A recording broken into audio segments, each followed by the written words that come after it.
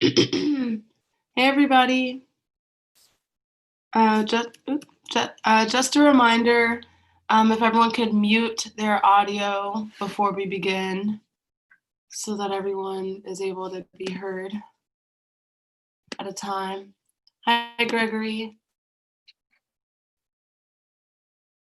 It's a 20-second delay.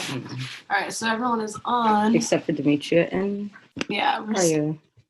I'm gonna go ahead and get on so I can be talking.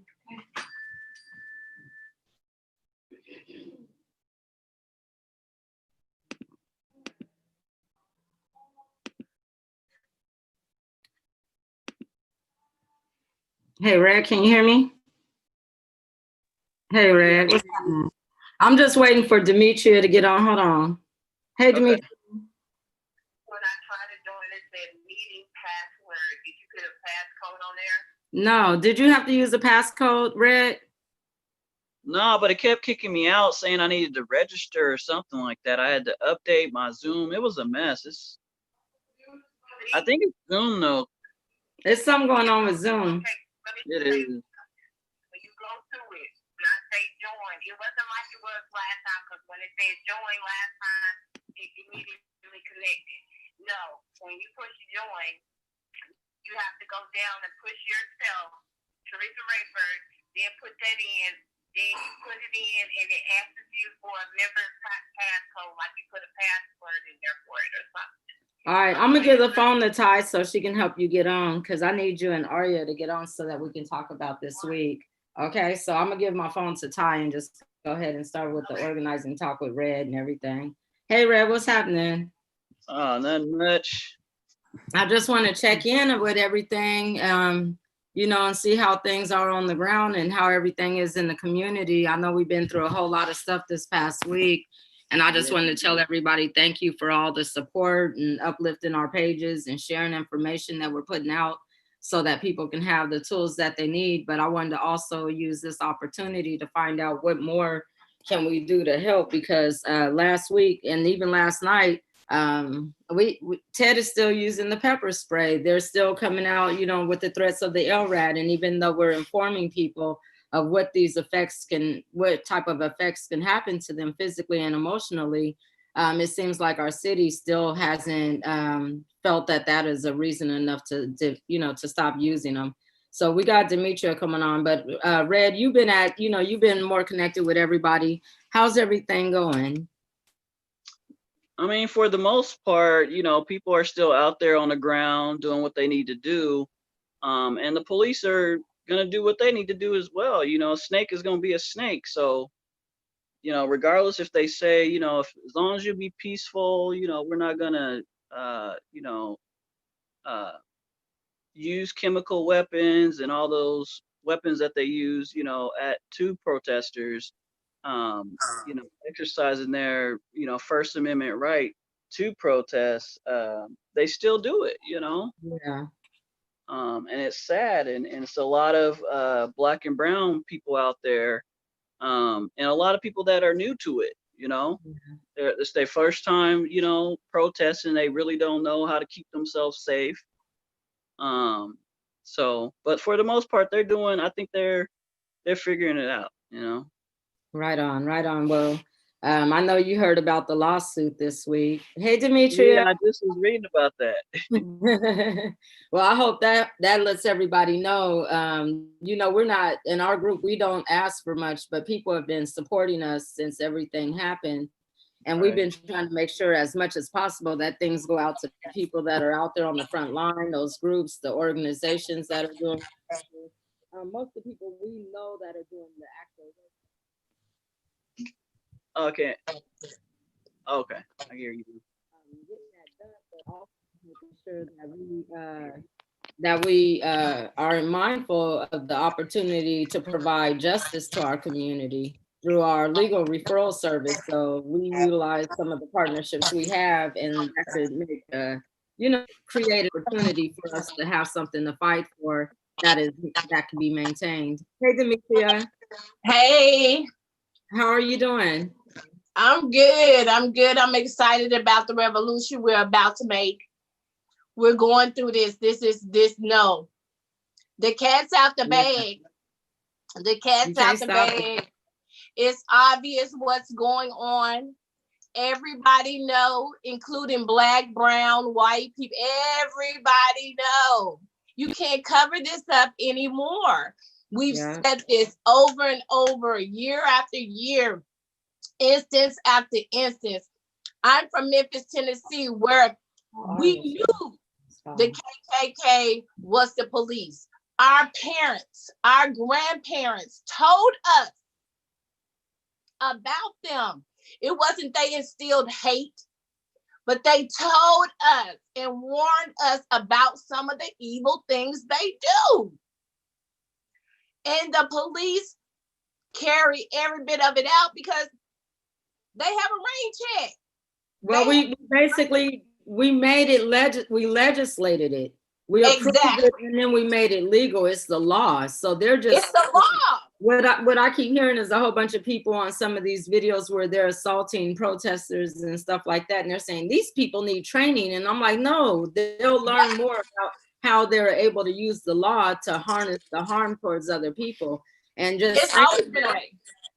Yeah, it's always been that way. I wanted to say that another good thing that happened this week, though, in regards to where we know has been terror for so long in our communities, is the fact that they removed SROs from the school districts. Right. And that's been a very long fight. We've always talked about the school to prison, all these agencies and these partnerships with the city of policing and the Sun schools and all the agencies that call themselves wraparound services were committed to spending crime bill money, which is supposed to be used to incarcerate our communities, not to invest in our futures. And so we're seeing that the only way that they were able to achieve the disparities, to create an opportunity to call us at-risk, marginalized, disadvantaged, was through the force of police, through the state violence that is inflicted upon us, through dismantling families, through those services or referrals, through mandatory reporting that was not utilized as a family planning option.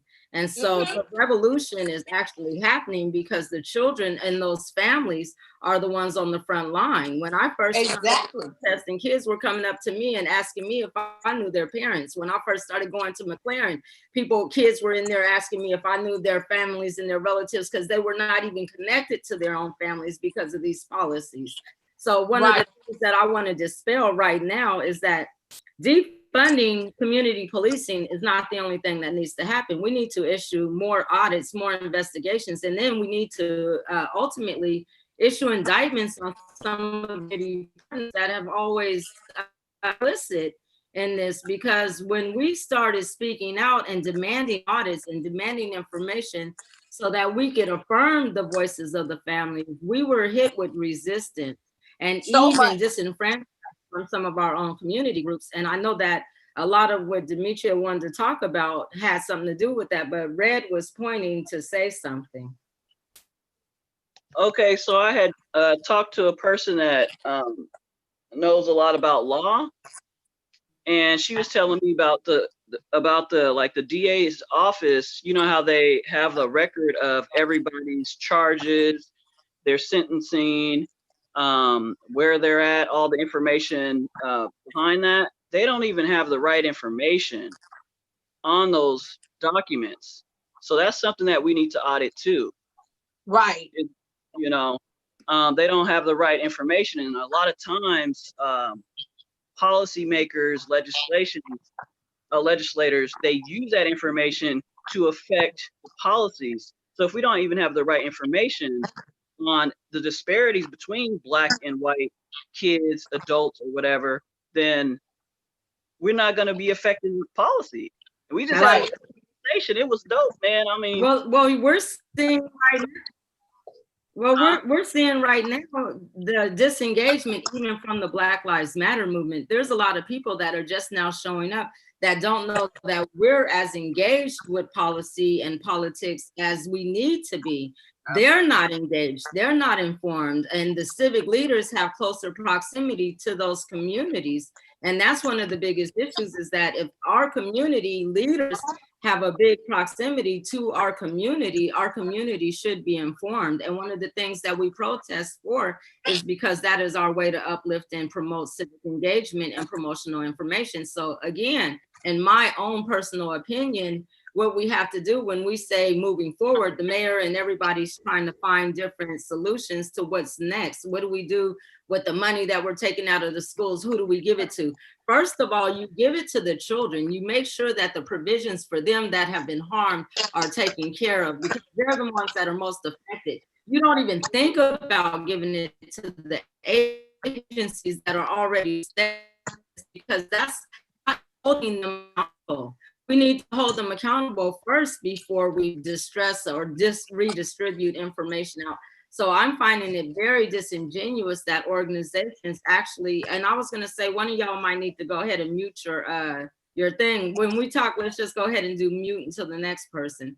But I was gonna say that one of the things that I'm realizing is that people are tagging us while they're also soliciting funds. And some of these organizations are non-Black organizations. They don't have the Black experience. They have not been treated like niggas in America. They haven't been treated like slavery cattle. They have not been commoditized in the same way that we have, without power, without political engagement. And so the fact that we are still lacking in that, one decision made by a group that is not from our same diaspora, that is not working with us, or any groups, and those also from our communities that are not working with us, they're not going to make change. The change that's being done right now are from multiple communities that have been disenfranchised by the status quo, that created elements that seem to be us, that were representing our diverse communities, that were representing the voices of the unheard, those people that were inaccessible, that did not have the mobility or the accessibility to be a participant in how our lives and how things were directed around us.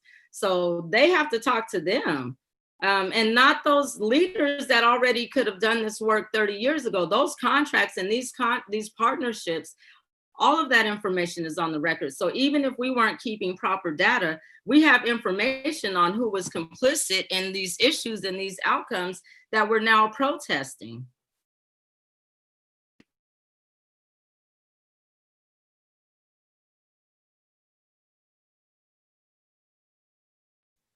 Yes, I wanted to chime in on that so bad. You saw me putting my finger up like I'm in church. Hey, I'm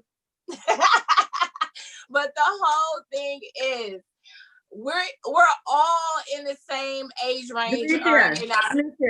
Just one more time for the people that haven't met you and don't know you, will you introduce yourself again and then go into this part? Thank you. Sure. You're welcome. I'm Demetria Hester. I'm involved with the Jeremy Joseph Christian's case with the white supremacist stabbing the people on the max. I'm the African-American female that maced him the day before when he assaulted me and threw a bottle of Gatorade Gatorade bottle filled with wine to my eye. And so that's who I am. So I wanted to chime in on that because every civil rights activist that's pushing this and selling this right now, that's what it is. It's a sale. It's a sale. People want to get noticed. People want to get seen. We should not, let me repeat, I'm 46. Everybody in that era, how is it that we're still fighting what our grandparents and what our parents was fighting for, and you telling me we're making progress? What kind of progress are we have made? We went backwards. You are not even upholding the constitutional rights that we have. Are you kidding me? And you're telling me that these activists that are so gung-ho right now, you haven't had the tools to dismantle the police, dismantle this system, and bring up us as Black people that made this community. That's how we got through. I'm from Memphis, Tennessee, and the only way that we got through is neighborly community. It wasn't the officials. It wasn't anyone else helping us. It was us as a community. We worked together. We came up with resources. We opened things that people of color can come to, and we helped them. Those kinds of things. We educated our youth about what our life was like, so their lives won't be like that, so they can be better and do better and want better and have a revolution. That's what this is about right now. That's what this is about. NAACP, Al Sharpton, Jesse Jackson, everybody that's on the bandwagon right now, you cannot tell me you have made progress. It's no way we should be still right here, even here in Portland, Oregon. All the agencies that were on the bandwagon when all of this happened, trying to get sold, trying to put their face on camera, you haven't helped do anything. Nothing. It's still going on even after my incident, before my incident. These are still things going on. So how are you helping the community? But you quick to hand your hand out. We're going to do this for our community. We're going to do that for our community. But you're not even going, telling your community, you can giving your community money and say, hey, everybody needs money. Your neighbor needs money. You can go next door and give your neighbor some food, money, your time. If you have a skill, you can teach someone a skill and further their education and help them that way. If you don't have money, if you don't have food, it's other ways you can help people as a community. And as everybody politically, the mayor, all the agencies that say, I want to help, we're going to fight for this, we're going to march to Washington, are you marching to Washington to impeach? Because that's the only reason you need to be marching is to impeach. They can make that happen ASAP. You made everything else happen ASAP. They can make that happen ASAP. They can make laws that uphold us ASAP like they do other things. Go ahead.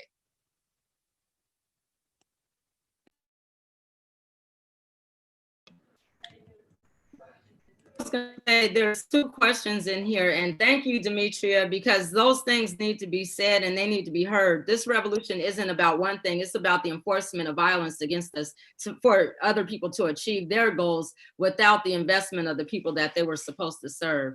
There's two questions from YouTube. One is from Karen, and Karen is asking, why aren't we demanding that all Portland police wear body cameras? And I wanted to say something about that. We went back and forth to the state legislature when Jennifer Williamson and Chip Shields and a couple of other legislators put that on a committee's work group.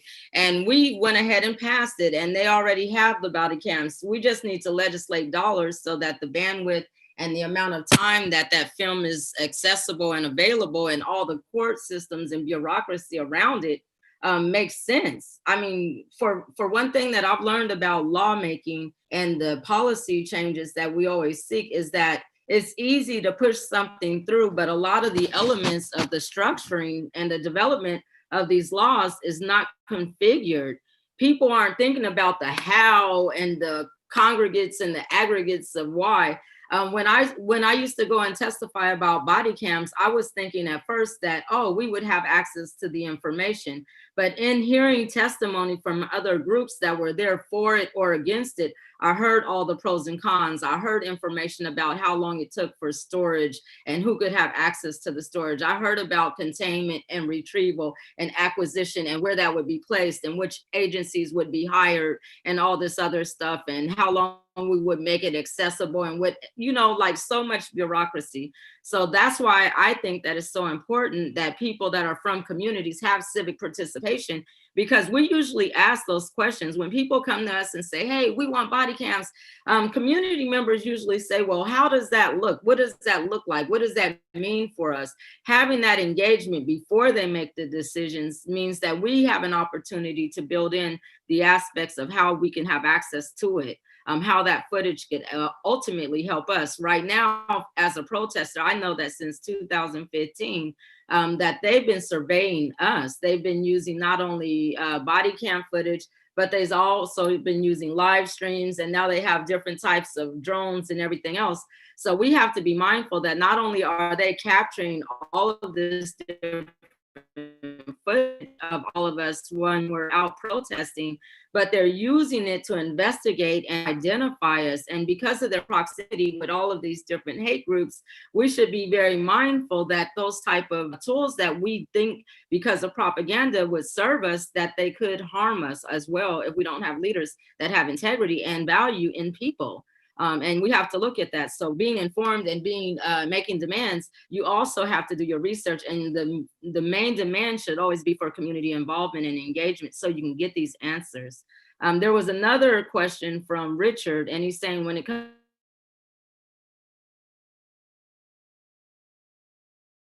to improve.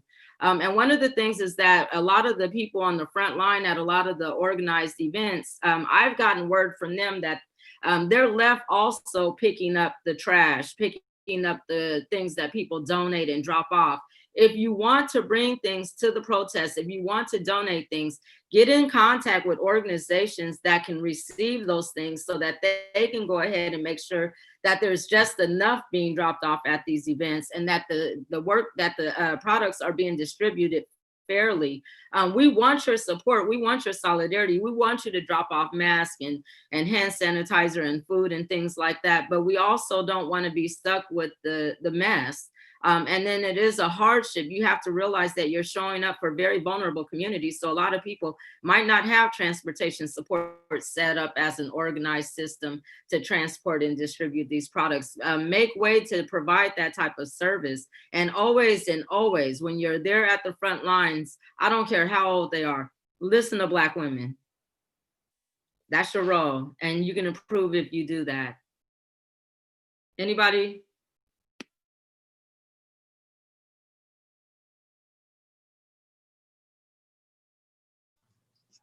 I just wanted to say, for years, centuries and centuries, as I was saying earlier about my mom and my grandmom, we so strong. We carry families, other people's families on our backs. We raise families. We're so, such leaders and such wise to what's going on, and that's why we're always shut down. We're always felt like you're being hostile. It's because we're in demand. We're cougars. When you do something that's unjust, Black women have but no reason to fight, because it's in us, it's bred in us. When they sold our children and took our families and took them apart, we still kept our families together. You know what I'm saying? And it's just like they feel so intimidated that we know how to survive when they've taken all the tools that they have from us, never gave it to us. So it's just like we don't even have the tools, and we still make a way, and they're so intimidated. They try to tear us down, like I said, from taking our husbands, our families, our brothers, our sisters. They take us and break us apart, and we're still strong. And they are so intimidated by that. And it's just so sad, because we can be such a great nation if you just listen to women. We have heart, we have feelings and compassion. If you're dealing with a lot of white men, they're heartless. They don't have any compassion whatsoever. Anytime you would kill someone for no reason at all, what kind of compassion is that? And that's white man's history. That's how they got this country. So it's like you're going to listen to some people that kill for pleasure. Go ahead. Just to you saying that, I just saw Glenn Waco had posted a video of this little girl talking to her parents about racism, and her dad was like very rude and abrupt in his responses to her. And it was like she was just like literally like, no, Dad, you don't understand, like you're the problem, like people aren't the hate. It was like he he didn't even think that that was abuse to his child. When I saw her stressing and I saw her breathing and I saw her face and I felt the voice, I'm thinking about her friends in class, her ability to love and to care about people, her ability to be interested in different things that she's not aware of. I felt her like gasping for those things. You know how we say we can't breathe? You see him choking the life out of his child, and it seems so abusive.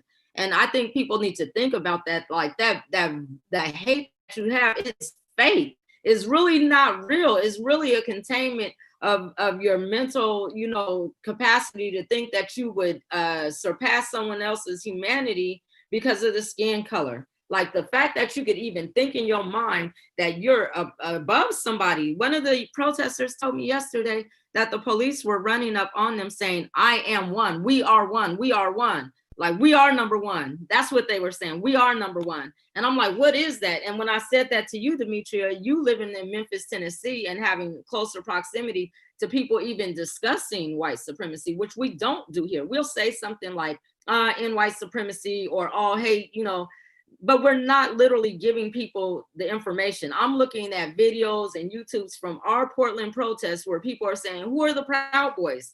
What's Proud Boy? What, we got Nazis in Portland? Like, and I've been telling the activist community for at least the last 6 years of my life, because I've been very, you know, well known to be getting intimidated by those groups, that, hey, y'all got a problem. There is a problem here. And people like me that are the brunt of the problem, the people that they want to hurt, we don't even know that it looks like just a regular white person. We don't know that they're wearing a certain hat or a stripe on their shirt or a t-shirt, or, you know, like some people think the Punisher, he had to put out a statement that he wasn't racist because so many of them are trying to utilize his ideology and his character for that. And so it's just profound that it's a whole social culture of racism, of white hatred against Black people, of non-Black people hatred against Black people, anti-Blackness against our communities, in systems. And I'm saying systems where out of all the communities, we are the community that it is appropriate to say disadvantaged, marginalized, you know what I'm saying, criminalizing. And I think people like Nipsey Hussle and other people have talked about that, you know, that whole culture of like, I'm Black too, and I'm not even in the gang, but I know that I have a privilege because I'm not a black. I'm not a nigga Black. I'm not a former slave Black. You know, I'm not the American commoditized Black. And so that's the violence that we're trying to attack right now. We're not just tripping off of a police contract or, you know, some body cams. We're tripping off that all of society is set up against us, and that we need to rebuild that, and that we have rebuilt that. When we were protesting and demanding audits, we were demanding the audits so that there could be clear language about how the hostility that is shown in people that are perpetrating racism, how that adapts itself into the culture of legislative policy, and how that policy literally gets funded to create the circumstance that we're fighting against right now. I mean, when we talk about the man or the system is against us, this is what we're talking about.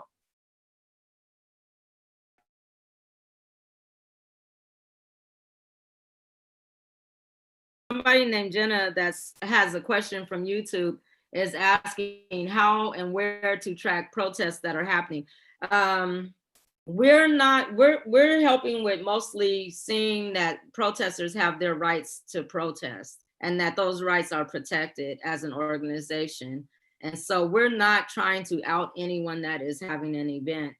Some youth have access to promote their events online, but in my opinion, a protest is like literally freedom of speech and expression to promote your feelings about something that happened.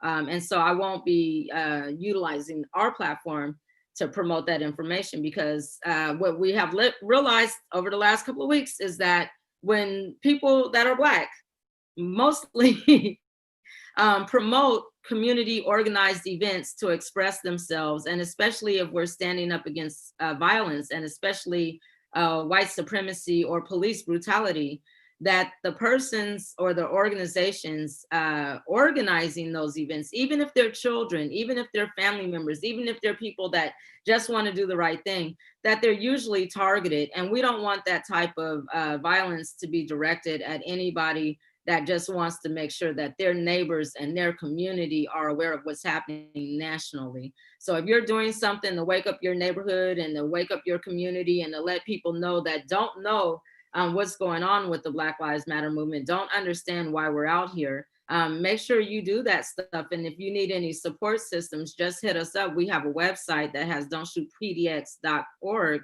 and we do provide mutual aid assistance to any organization that is doing work on the front lines, including legal support. So hit us up if you need to. Also a note, several instances were given in the chat on Twitter, or okay, I guess I'm done. So yeah, so people, if you have events going on, go ahead and post them in that chat on YouTube.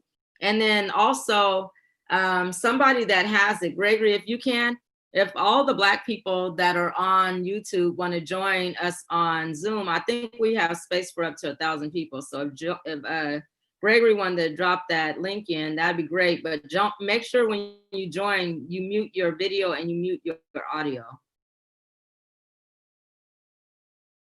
Okay. What I wanted to say is that we really have to change the structure.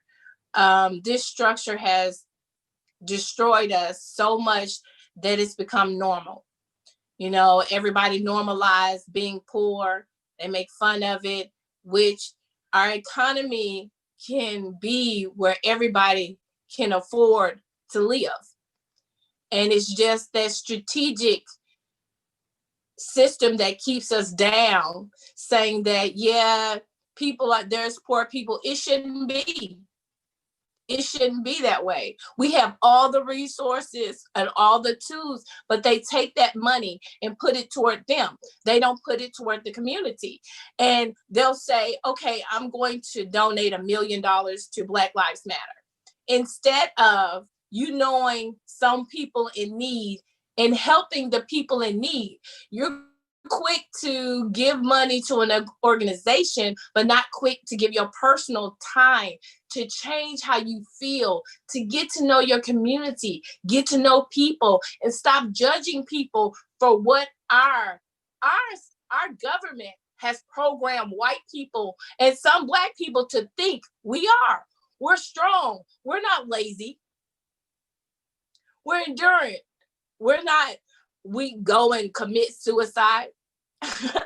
We're all the things that they want to be, and it's because they fear that.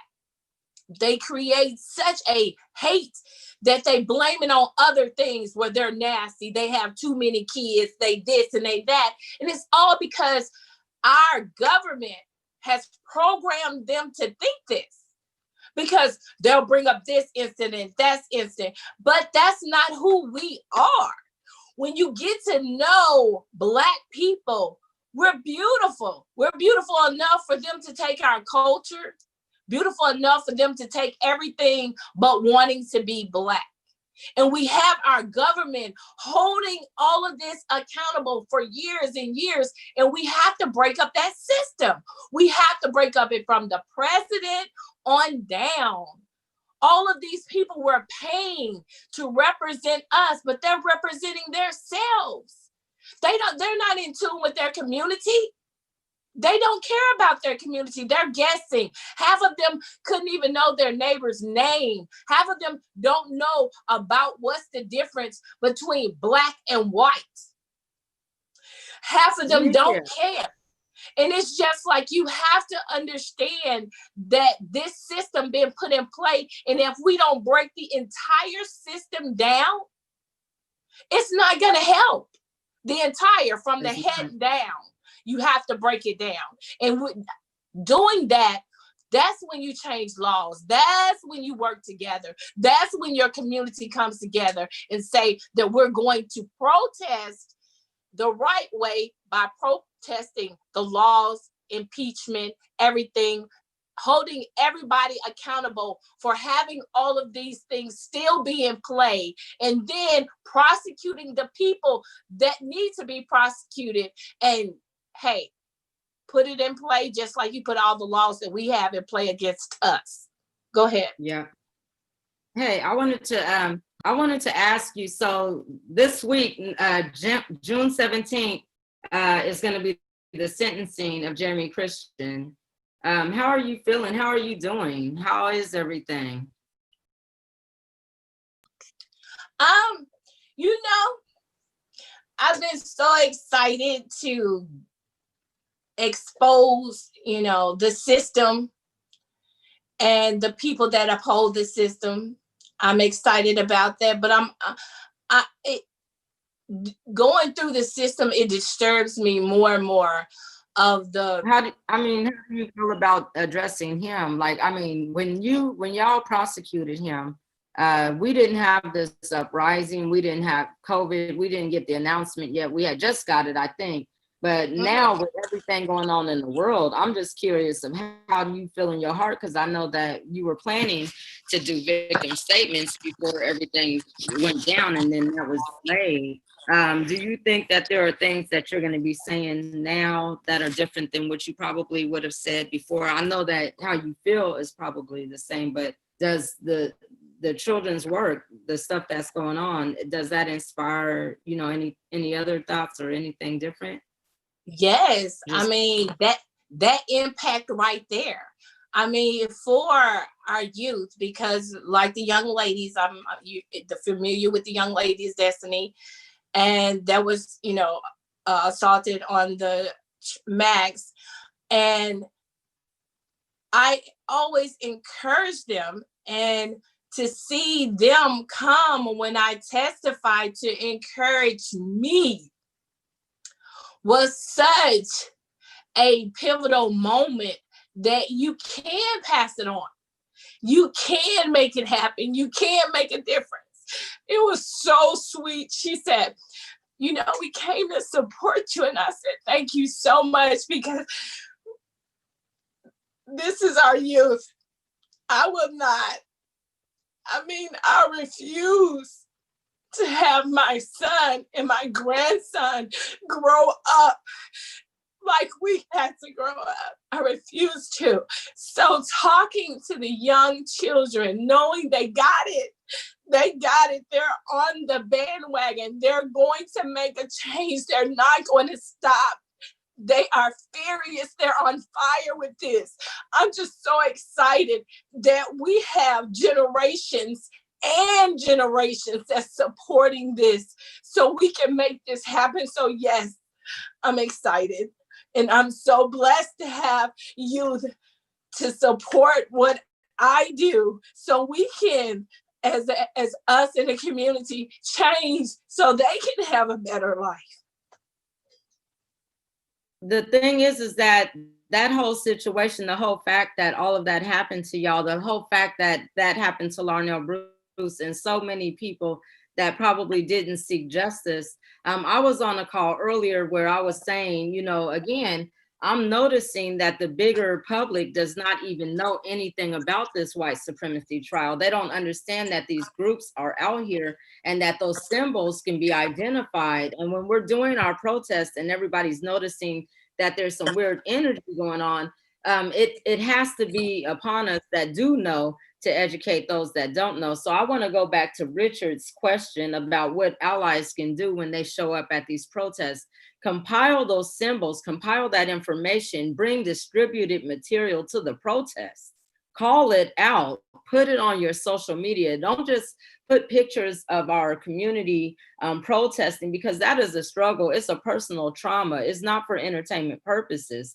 Put information that's out there that exists that has to do with racism. You got young babies like Sky Jackson tearing it up on TikTok, exposing racists all over Twitter, drinking tea, living her best life. But the fact that she's exposing herself to such a violence, I don't want it to become entertainment for us. And so since y'all have closer proximity to it, start doing that work, expose it, marginalize it, make it at risk, do your part.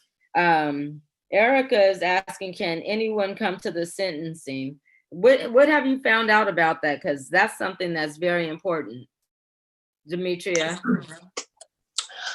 Okay, so with the sentencing, we have been anticipating, the sentencing. So I get a call saying that they wanted to do the sentencing all of a sudden on Zoom. Knowing how I feel, knowing what I stand for, knowing what our community stand for, knowing what's going on right now, all of a sudden, Got it. all of a sudden, you want to do it on Zoom. With everything that's going on, you want to do it on Zoom. She said, what do you think about that? I said, hell no. Hell, let me repeat. What'd she say? Hell no. She said, okay, I'll let them know. Yeah, you do that. And if she do it on Zoom, I bet you I'm going to protest. What you doing? That's nasty. That's nasty because no. Isn't this for the victims? Isn't this for us to let him know how this is not going to be tolerated, how he hurt families, how he broke Portland's spirit?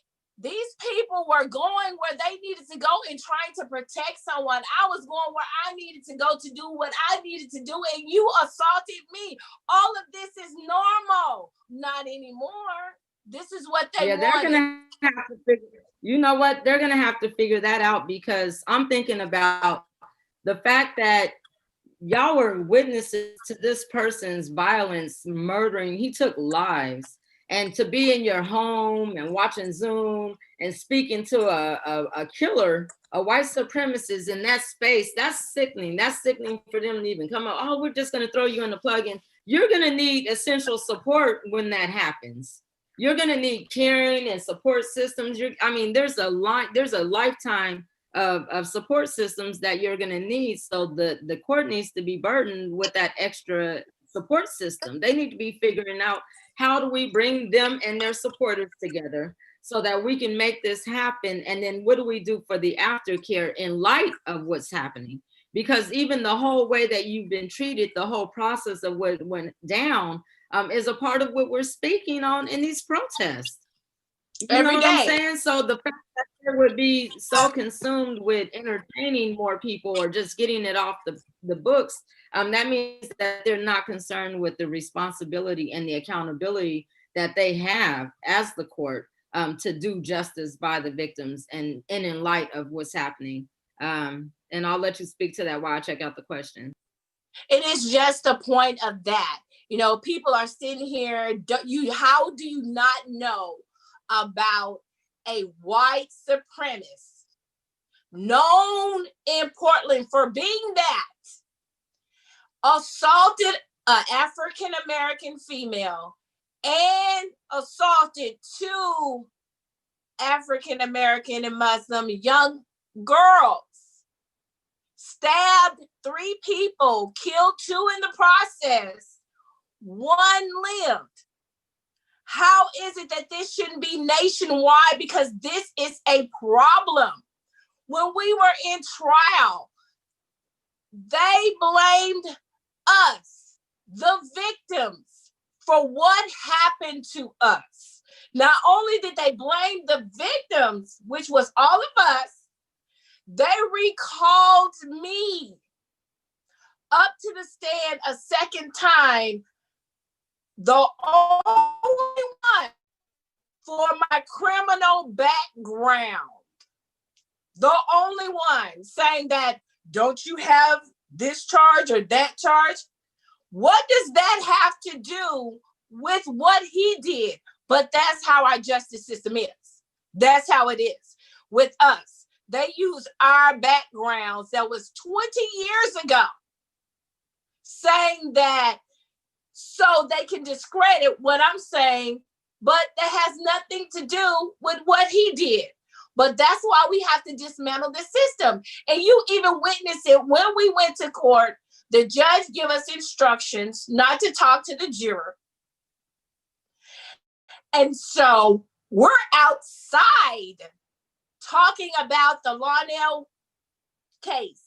We're not even talking about my case. Outside the courtroom, on the sidewalk, the judge walks by, watches us, comes back and say, oh, remember not to talk to any jurors. And I stated to her, you gave us those instructions in the courtroom. Have a good day.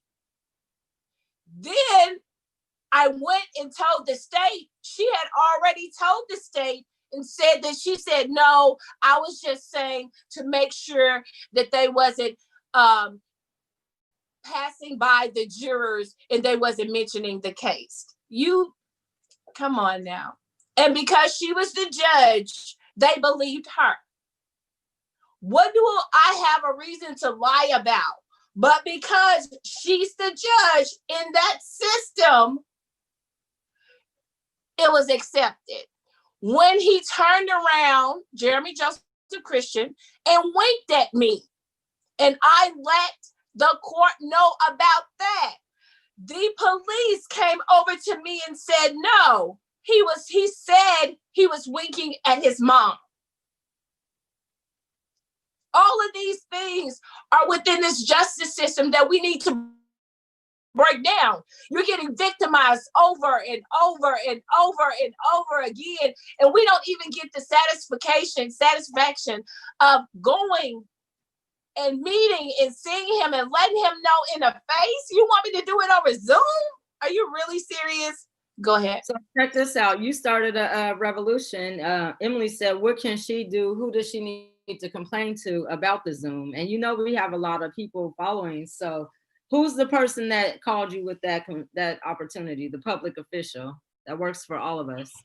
The crimes victims advocate. They called me and asked me. You can also contact Mayor Wheeler. He knows that.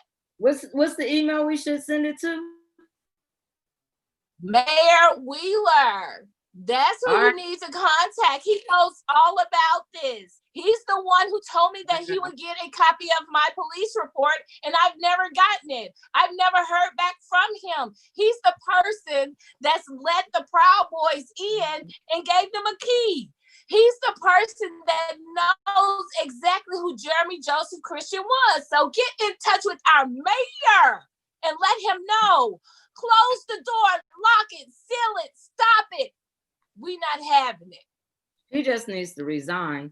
Also, right now, this happened on his watch. All these murders happened on his watch, and you sitting up there telling them they can fire tear gas on us, and you're trying to justify it? Please resign right now. What is wrong with people? Are you not realizing what's going on right now? We're still trying to get oppressed. You're still trying to tell me that it's okay. Tear gas, protesters, the same thing you said that you were fighting about. You're protesting, we're protesting about it, and you tear gas us? What's the truth, Ted? What's the truth? What's the real truth? What are you really telling your community by treating us like this, Ted? Can you tell me, Ted? Okay. No, I'm not asking him any question. He just needs to resign. So we'll go ahead and get some promotional stuff out. But if anybody wants to do that for us, let's go ahead and let the Crime Victims Unit know that victims of crime need to be supported with compassion, and that they need to be made comfortable when dealing with not only COVID, but an uprising in support of their crisis, in support of the loved ones that they lost, because the community demands it. And that trial, that sentencing, it says sentencing and victim statement day, June 17th. What time? What time? 9 times out of 10 is it will start at 9 o'clock. 9 in the morning? Mm-hmm. Okay, cool. Yes. So we'll make an all-day event just to say, you know, make sure that people cash app you and the girls. If Destiny or Haim is on the phone, on the call, on the chat, let Gregory know so that he can bring you into Zoom, because Demetria has been trying to get in contact with you. She gave her number to Glenn Waco, and she's been waiting to hear from y'all because she wanted to make sure that all of y'all are cool on the day of the event. so that, you know, the families and everybody, whatever y'all need, you can take care and you can be together. Yeah, so I just want to make sure that if y'all need anything from us, we're here. Else asked about if we provide programming about white supremacy through Don't Shoot Portland. We have year-round programming for children and families that we use to teach about history. We have a program called Liberated Archives that literally goes into the experience of our communities, to dismantle some of the different stories or myths that we've heard, so that we can kind of figure out how to make social change possible. So we're very intentional in that work. Sometimes we work with, you know, authors, sometimes it's artists, a lot of times it's activists and just people from our community.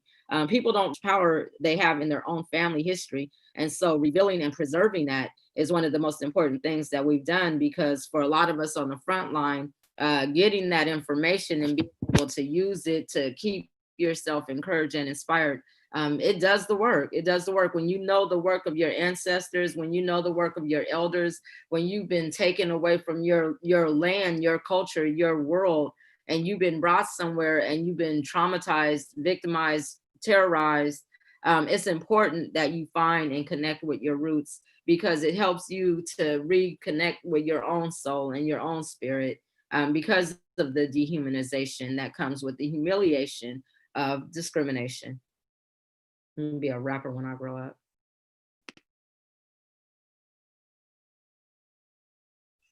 It's funny you say that, because when the crime victim unit, when I was asking what kind of services they offer, right? So they were like, we offer therapy, and they gave me a list of all white therapists. I had to find a Black therapist, and it took them over a year to pay her.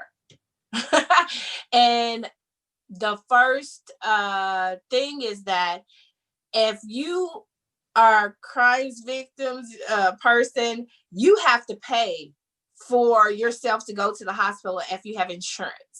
They don't pay for it unless you don't have insurance. So you have to pay for yourself going to the doctor if you're a victim. So you're victimized in that way. Then when we wanted the trial to succeed in June, because it was supposed to start in June, we all went in front of the judge and gave our impact statements and told them that we wanted to get on with our lives. We wanted closure. His lawyers told her that they needed more time because they were busy with other cases and they have had a large workload. And she granted them until January 20th, 20. So it's just like, what? That's another victimization. Then you come to court and he's allowed to look at you, smirk at you, speak out at you every single time you go to court. She gives him the same instructions, but he doesn't follow them and nothing's done. That's victimization. All this, you getting victimized over and over. There's never any healing. There's no support as far as healing. You need time to heal. You need your peace. They took away something from you, something that's happened traumatic to you. And how can you get that back when they keep taking from you? Financially, I asked to move to another state because I wanted, they said, no, we're not going to finance that just to feel safe. We don't do that. You have to be in a different kind of case for that.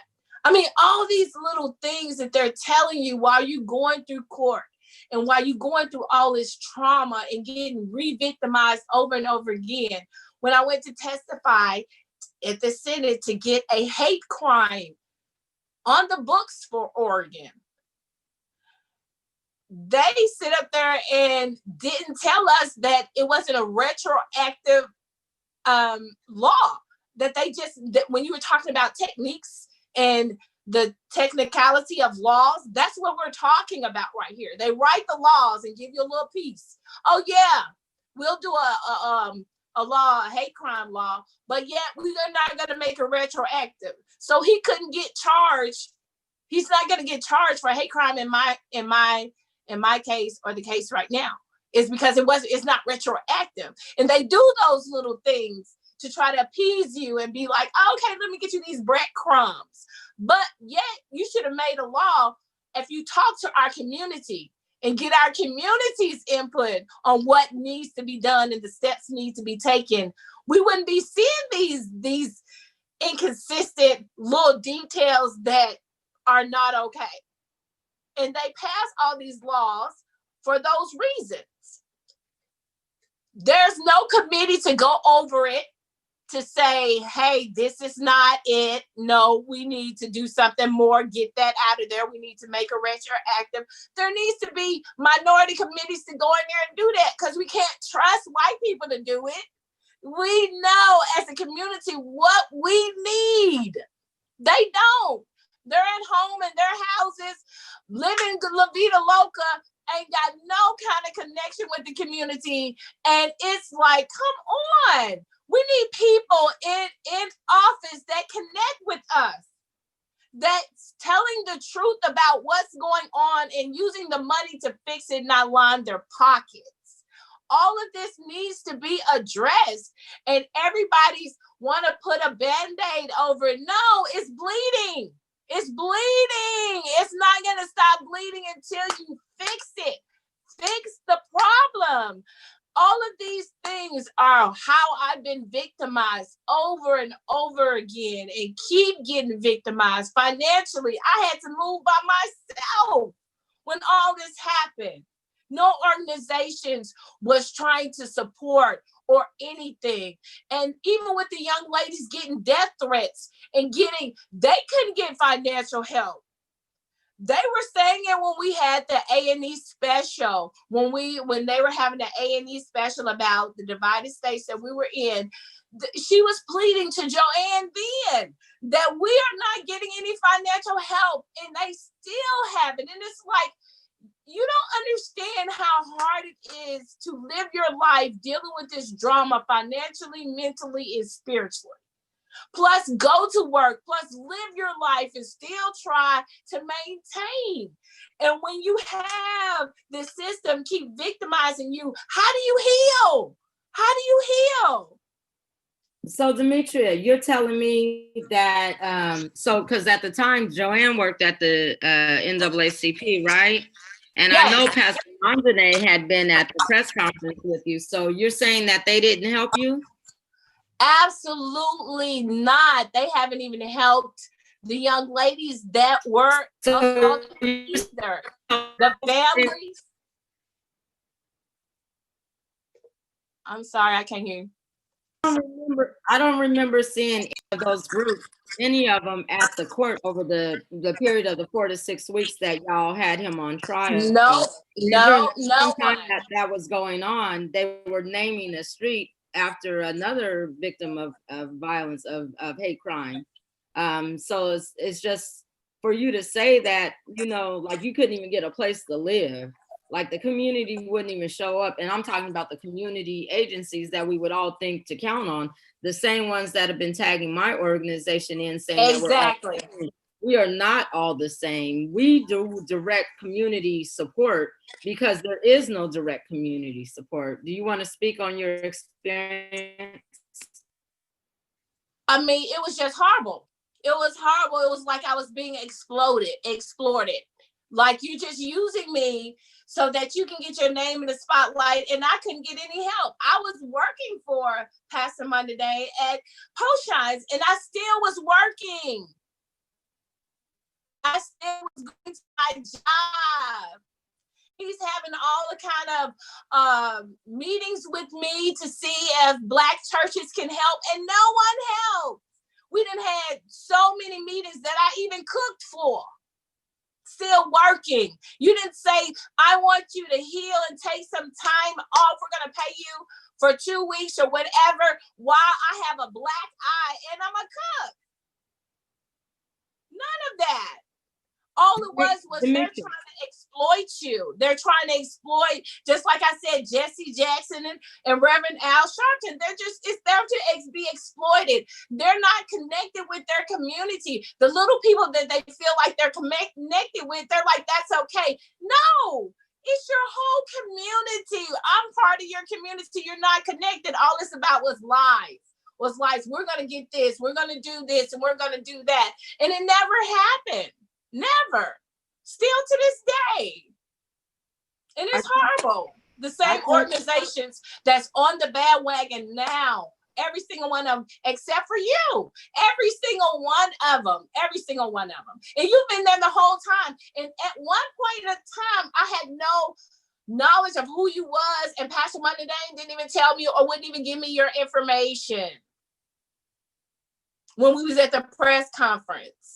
I was going to say, I noticed that same press conference that when the press promoted the information, that they narrowed it down and cut us out of the frame so that you weren't supported by the community. So it seemed as if you were only supported by Mondane and Antoine at that point.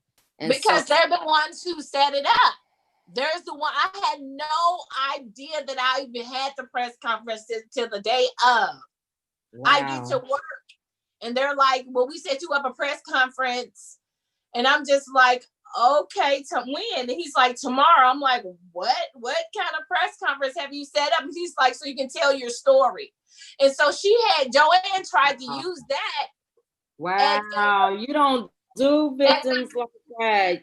And this is a couple of days after you found out that the man that smashed you in the face killed 2 people on the train. And this is how the community treated you. Yes, absolutely. Joanne tried to use that they gave me a platform to tell my story when we was releasing the film, the A&E special, when we was at the A&E special. We gave Demetria Hester a platform to tell her story. And they made money off of the platform. They did. That's why I tell you it's all about exploitation, putting them in the spotlight so people can know who they are and believe them. But you shouldn't believe people that lie to you in your face, our president, as an example, in your face, just lie in your face. Everybody forget it. It's normal. Everybody normalize lying. Stop it. This is evil. You can't sit up here and think that trust is not going to be broken when you lie. We're not going back. Demetria. No. What's your Cash App? Because Gregory's going to put it in the YouTube. Y'all make it viral. What's your Cash App? Didn't you say you're moving to Africa? I am. Soon as they give us...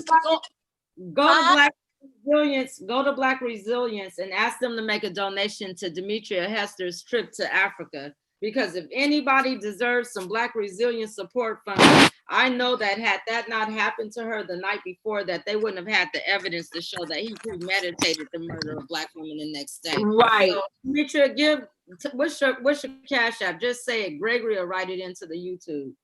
F4oLF. She wants to move to Africa. She's leaving us. Oh, yeah. Have my food truck and my restaurant to spread love. I want to know what our heritage is. I don't want to believe some people that been lying to me my whole life. Everybody who's been over there say it's just amazing and beautiful. And you think I'm not gonna go?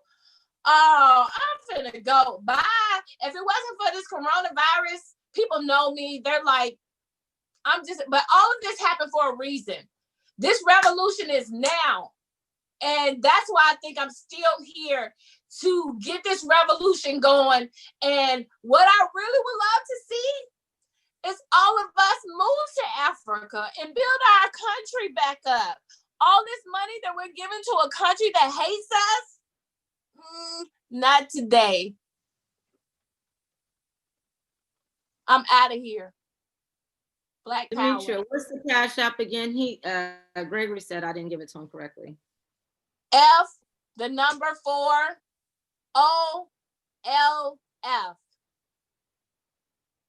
And not 0.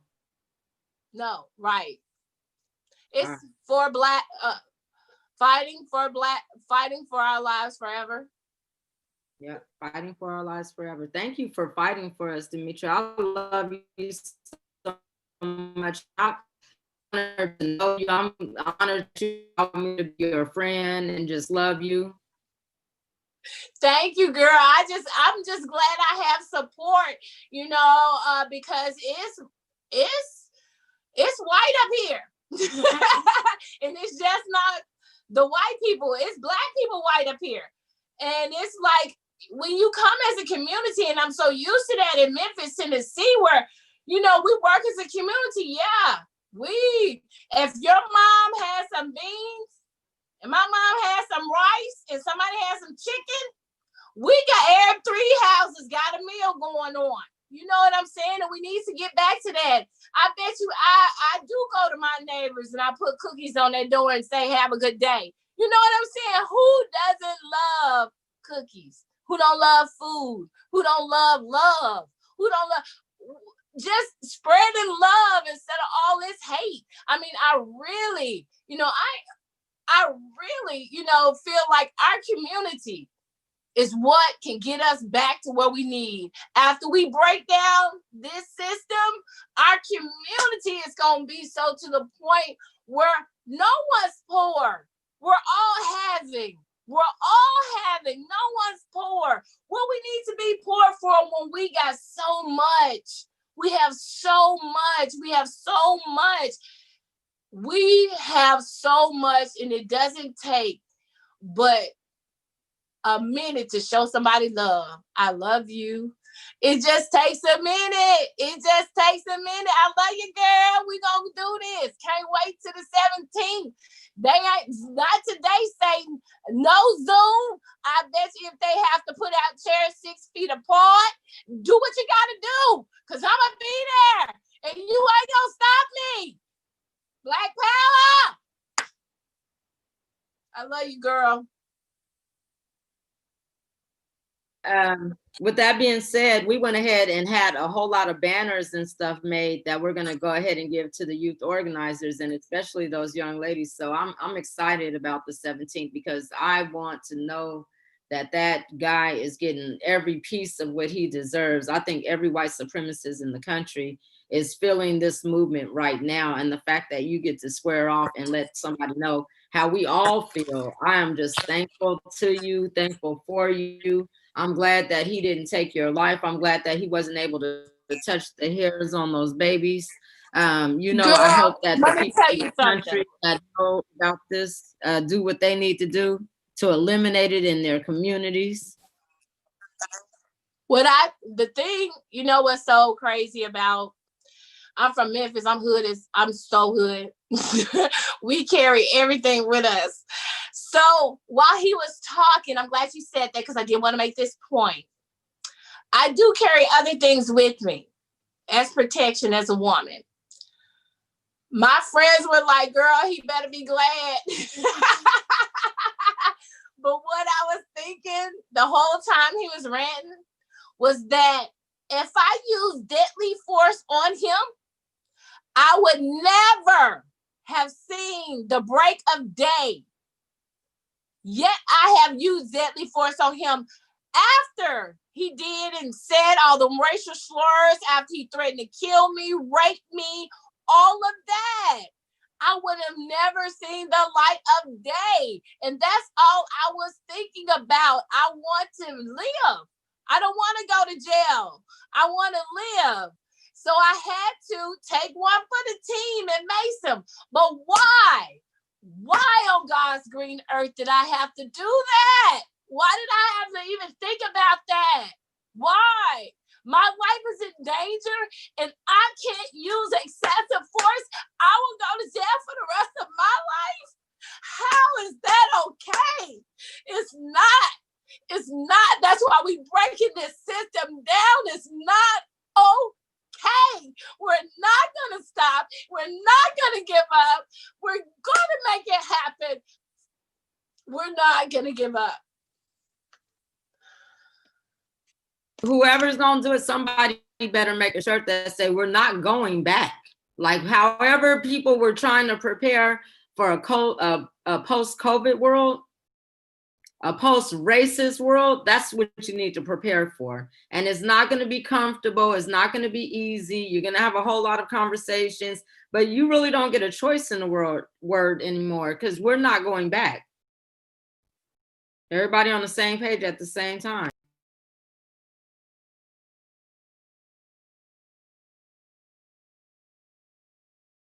And what's funny is that it's not just Black people. It's not just brown people. It's white people. And if you want to use your voice, you want to use your privilege, get these people out of the White House. Get these senators out of this, the places that we need to be in. Help us. Help us live like we don't have to be in fear for our lives. How can you live comfortable when you fear your life every day? You can't. Use it.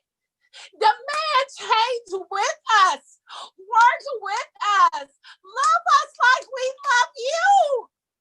Love us like we love you, even though you've oppressed us. Love us. We haven't did anything to you. It's all in fear. Break that cycle. Stop fearing us and embrace us and love us. Thank you so much.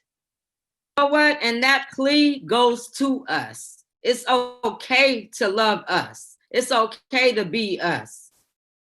You got people around the world thanking us again for leading ourselves and leading the world in action, and courage and inspiration. So just keep on doing it. You are doing the right thing. This is necessary. We do have the evidence. We will back you up. We will always back you up. We got you. Own that. So Key is gonna be feeding everybody tomorrow. Yesterday she had a line around the corner. So she had a community line around the corner talking about love us and take care and love each other. He had a line around the corner, okay? And that's what we need. I reached out to No Limit stickers and umbrella screen. Oh, she feed everybody with the love. But I went and got some t-shirts and things. So I was gonna say that anybody that's thinking about showing up for Demetria on June 17th and on June 19th for Juneteenth, because she'll be past this, so she'll be leading something. Come by and get a Black Lives Matter t-shirt. We got them in colors for Pride, inclusive for our trans community, and this Black Pride all month. What kind of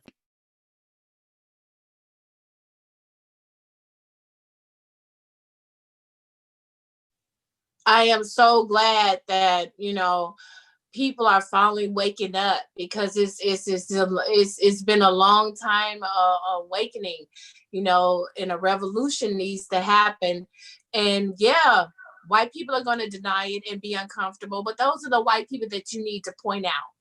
Those are the white people you need to dissociate yourself from. That kind of slick talk, the kind of behavior we're talking about, like we was telling in the trial. We was letting people know that racist white talk, we're above you. You know, that kind of stuff. When people say those kinds of things, those are underlying racist things. You need to call your friends. You need to call these people out on that. That's racist. Stop that shit. You know what I'm saying? Call them out. Call everybody out when they do racist stuff. How about we call the police on them like they call the police on us? Make them do their job. Hey, they're being racist. It's against the law. Arrest them, and they need to be to the fullest.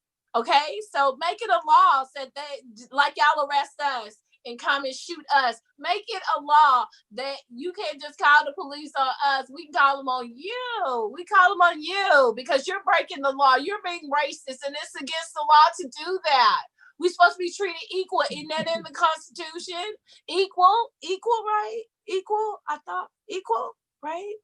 So, you know, for that to happen, we don't get equal. We don't get equal. That's the problem. And that's the whole thing. They say it, but they don't do it, and nobody's holding them accountable. If we had organizations holding them accountable, then we wouldn't have a problem. I told you I talked to the United Nations after this happened to me. And the policeman said, he's a police chief now. He sees the police in Leeds. And I explained the situation and what happened. And he said, oh no. He said, have the police contacted you? I said, not at all. He said, oh no. He said, we have 3 different agencies to investigate the police if they get any kind of report. Like I said, first, second, or third report from a citizen, from anyone, can call in.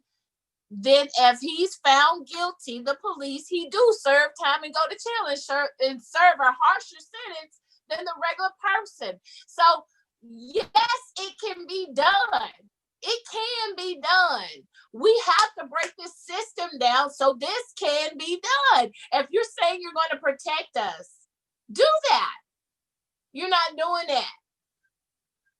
So you're saying that we need to contact the United Nations on your behalf and file a complaint that the city of Portland did not protect your safety when it came to white supremacy, and that they have a pattern of doing that in this state, and that they've already admitted to that pattern through the evidence of audits and other forms of release of information that has come to light, right?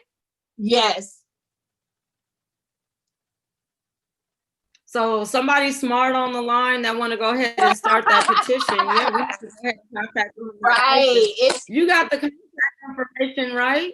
You have their contact information, the representative that you spoke to?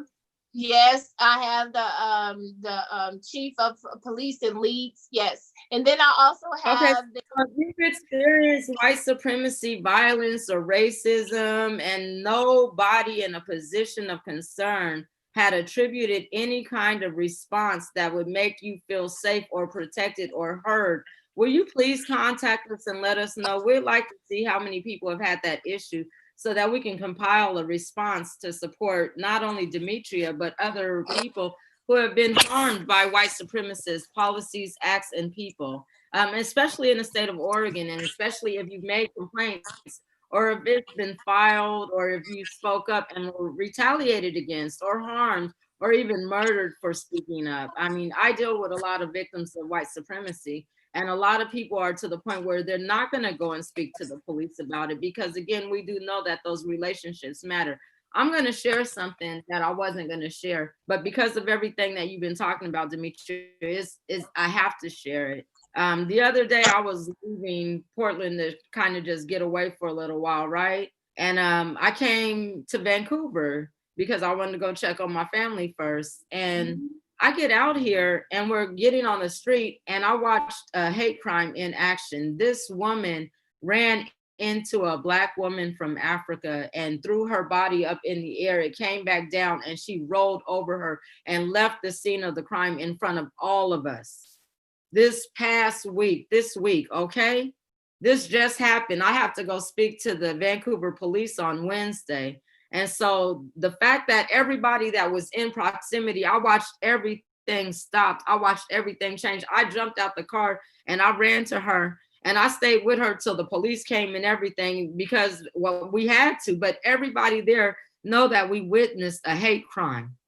The acceleration of her car, she ran into 2 people within a matter of 20 minutes in that area.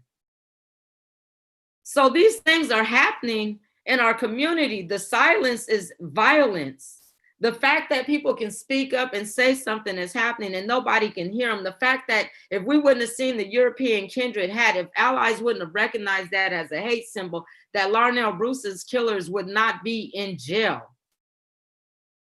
Like, this stuff is really happening in our lives, and we don't always speak up on it. I don't say a lot of things about things that I see or that I experience, because it's harmful to have to relive them, but they're happening to us every day. You could check the media right now.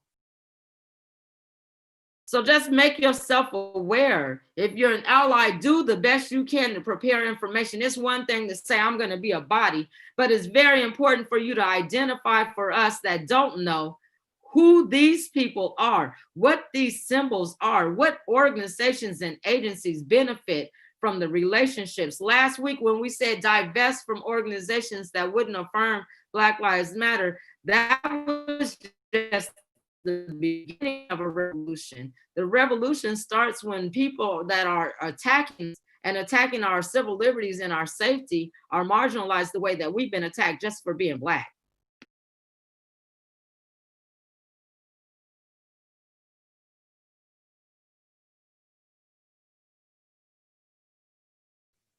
That is so horrible. That is horrible, and I am so sorry you had to deal with that, because I know how that victim, I know how that feels when you see something done that's so horrific and you know it's out of hate. It traumatized you. This whole country is traumatized by watching people, Black people, die, and it's time to stop. I mean, how much do you think we gonna take? No more. We're going to fight. When you see stuff like that, complain, send that stuff to the officials it needs to be sent to, instead of taping it and posting it. You keep a record. There should be. That's why they're saying where we get the money to. Organizations made up for just that reason, what you're saying. For you to be able to call them and say, I just saw a hate crime. For you to say, you know, what you saw, give them the information, and they investigate it. You know what I'm saying? It should be. Demetria, we're so bad about it. All of us there was so many people there, and they still, in the article, it said that the lady was possibly drunk that was driving, and they said that she hit somebody in a crosswalk. This woman was not on the crosswalk. She was not on the crosswalk. She was near a parking area that looks like a park, sitting on this. She was near a bus stop. She was not walking across the street. She was not from any direction. She was on the sidewalk. So for them to be able to report that, even with witnesses that were right there, that just tells you that the general public, you get misinformation. And so you think that even when aggravated over things that really don't matter. We're fighting for our lives. Her name was Flores. You know, I kept asking her, do you know your name? My name is Flores, and I'm okay. I got my life. I have my life. And I was like, wow, you just don't know, Demetria. It reminded me of that stuff that happened to y'all all over again, because this is every single in 20 minutes. Yes. And see, that same kind of bull, that technical talk is misinformation. Every time they printed something about what happened to me, it was alleged assault. Now, you know, this man, he did this, but everything is alleged in our cases. But yet when somebody white, it's not, it's us. Allegedly he did it. Did you know him? Did you have a reason?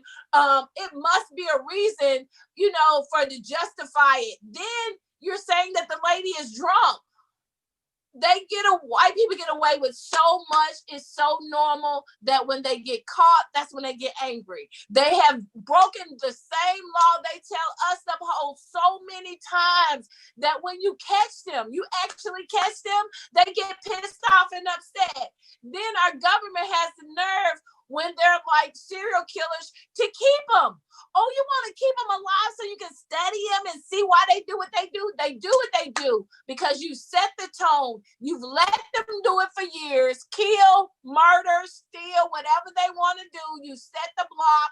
The laws are in play for them to do it. So they've been doing it. It's normal for them to get away with it because they set it up so they can get away with it. They've been getting away with it for years and years, doing the same shit that they putting us in jail for and more. You molesting your children, you're raping, embezzlement, or anything you kill your mama for the insurance money. All these things that y'all do, and then you try to make it seem like we're this way, but we're not. President Obama showed you the true essence of being a president, and you so hateful, Trump, that you won't even put this man photo up. Tell me that isn't hate. Come on now, we gotta break down this hate for us because it's not genuine. You don't have a reason. You just fear us because we know how to love and you don't. Red, did Thank you want you. to say something? Yeah, thank you, Demetria. And I'm sorry that happened to you. It's just crazy how we're constantly called to do this emotional labor while having this trauma, right? We have generational trauma, and then when we do our emotional labor, being out there, sharing resources, and trying to help others, we're still traumatized, you know. So when people ask you, why where's all the black folks? Where, and all this, and I'm like, there's several ways to protest, and that's what people don't understand. You know, um, there's other ways to help. You could share resources, you could be on the ground, you could do all types of things. And also to the allies out there, um, you know, when you see somebody getting hurt that's black or brown, you can use your body in between them and the person that's trying to harm them. That's what an ally is. Like, physically put your body in the way of a black or brown person. And also center black and brown voices. Why you protest is as important as how you protest.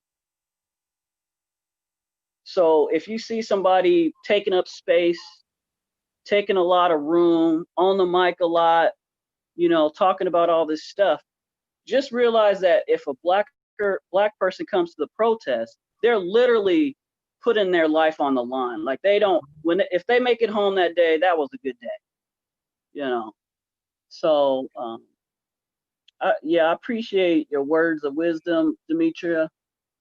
I'm glad that I've had this time to talk to you and hear from you.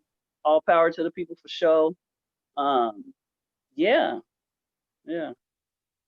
I wanted to say that Demetria had posted something that said somebody from our queer community was assaulted on Northeast Fremont last night. 15th in Fremont, our old neighborhood. Red, are you hearing anything about an uptick? I mean, we're always constantly being attacked as Black people, but I know that in your community that there is, you're way more vulnerable than I am. And so how are you feeling? How is the community doing? And is there anything that we can do, with our cis Black woman footage? I mean, what do you call it? Privilege. I'm like, I ain't even used to saying the word, but because I really don't believe that any of us have privilege. I think that's a white construct that tried to use us against each other so that we wouldn't realize that we needed each other for every piece of this movement. But what could people be doing to help our communities that are vulnerable in our queer communities? Yeah, I appreciate you asking that, T. Well, as the global resistance is happening, a lot of people are getting not as much media coverage. Tony McDade, there was another trans Black woman that was assaulted. I think her name was Ayana, I believe. I'm sorry, I'm forgetting her name, but I did not hear about the assault on Fremont. As a queer person, a queer Black person, um, that's hard to hear. That's hard to hear. But there's several resources out there. I think there's a trans resource set up for trans folks. I'll put it in the comments when I find it, but yeah, there's definitely resources for trans and queer folks here, and on a national scale.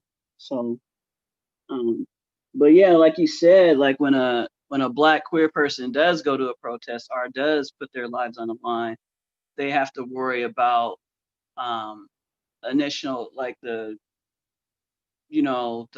flack from being who they are and showing up, and the white supremacists that might be around, because they don't like gay people, they don't like Black people, they don't like brown people, anything that's not white, they don't like. So you know. And another thing I It's- want to, huh? Go ahead. I was gonna say, when you're an ally and your white folks like, I know you mean well, I know you got good intentions, but you got to stop calling us and asking if we okay. You got to stop calling us, because imagine you're a black person and you got a white person calling you to talk about their outrage about what's going on, and you've been outraged. You've been feeling the pain. You've been feeling the trauma every day. We are not here to absolve you of your white guilt. We just not. That's not our problem. That's your work to do. That's what you have to do as a white person with privilege. Use your privilege to push those policies, as Demetria and T was saying. To talk to the mayor, to talk to the commissioners. That's how you use that. Don't come to us at, oh, what should we do? You already know what to do. Do You it. know what to do. Yeah. But do it. I just get so tired when people do pay that. us for our time. Pay us for our emotional labor. Can you give us reparations, please? Yeah. And thank you. Hell Do you know yeah. the LA mayor? For real. He stopped the funds of $150 million to the police and gave it to the Black community. What Sis, I heard about that. Yeah, I heard about that. I'm like, so I don't know if y'all heard, but they're talking about $150 million. And they got a 600 million. They have a $600 million budget though, so they need to defund them. They need to defund the whole. You said $6 million. What the heck? 600 million. 600 million. Why do you need that money? If you have that much crime, that means there's a lack of investment. Right. Bam! There it is. Now, how you gonna sit up there? How, after all these years, they made up this point where all of a sudden you come up with $3 trillion and give us for a stimulus check, but you can't give us reparations? Are you serious right now? What just happened? Are you just more talk? Y'all talk about it, but y'all can do it. They don't want to see us wealthy. They want to see us poor. They want to keep us in this level where they feel like they superior. That's what all this white supremacist is about. Feeling superior because they have the money and they put their power in money. So then I feel powerful when I have all this money because you don't. But when you make the playing field equal and our morals and our values outweigh everything you could ever do, how we treat each other, love, all of that's going to always outweigh what you do. Because y'all are evil. We're not. I think it's becoming abundantly clear because during the time that we all had off from our communities through COVID, the coming back, people are realizing it don't matter what you got. Because when you were in the house with all those things that you had, you couldn't go to a restaurant, you couldn't go eat, you couldn't go shopping, you couldn't do anything. You couldn't just take a vacation. And so you were restricted like us. But at least you still had an opportunity or a choice. You're coming out of COVID and you're going to go on vacation. You're going to paint the house. You're going to redevelop your business. You're going to invest in some other opportunities. The kids get to take the rest of the year off and then go back to college. And guess what we're doing? We're trying to figure out how long it's going to be before we're homeless. We're trying to figure out how to catch up with all these bills. We're trying to figure out how to deal with the new health crisis that we've incurred because of all the different traumas dealt on us during the time that we've been dealing with the pandemic. The atrocities and the inequities that already were currently there have exasperated now, and even more so since now we're saying Black Lives Matter. So it's going to be hard. So when we talk about reparations and we talk about how fast the state was able to respond to the pandemic with money for businesses to stabilize our economy, racism is a pandemic and it has taken more lives than any disease on the record. And there has never been an investment to the dismantling to create a cure. So right now, Black people are saying, don't do it for us. You need to give it to us, because guess what? We live in the same country, and the cure to racism is our freedom. And everybody knows that the freedom that we all want is to be able to go outside and buy something, pay a bill, live, go to the doctor, the minimum, the basics, the essentials.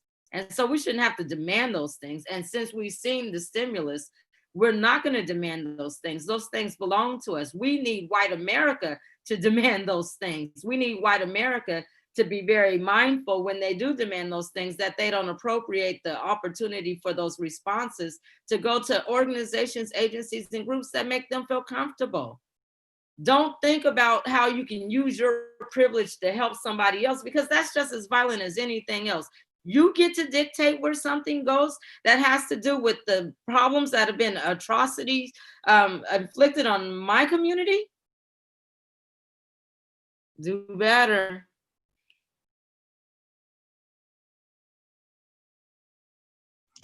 And that's the thing, is that we're all asking for accountability. And that's one thing that white people hate to do is accountability. There is so much of denial that, oh, this didn't happen, but now it's being filmed. Everybody is getting a chance to see it. So you can't deny it. You cannot no longer deny the fact that you built this system for us to fail. We see that. Everybody sees that. Everybody sees the justice system.